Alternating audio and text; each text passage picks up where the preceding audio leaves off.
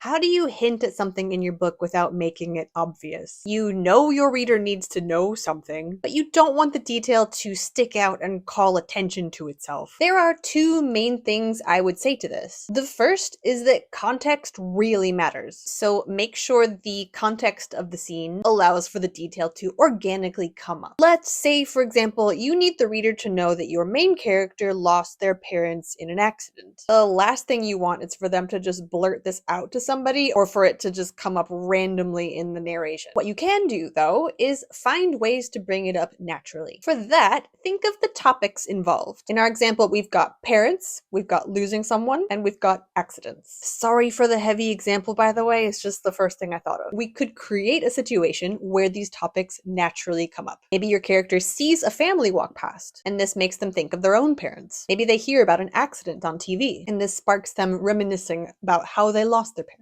So find organic ways. And the other important thing I will say is that you do not need to be worrying about this when you're writing your first draft. I sometimes call the first draft the obvious draft because when I'm writing a first draft, I usually just let my characters do and say the obvious. It's an essential part of the writing process because I need to know these things. I, as the writer, need to know exactly what everyone is thinking and feeling every step of the way. However, when you sit down to do a second draft, you will usually rewrite it so it's more layered and nuanced. Obvious details then become a part of the subtext. So if you're writing a first draft, just put the obvious things in. Have your characters say exactly what you need to know, and you can always rewrite it in the next draft to make it more subtle.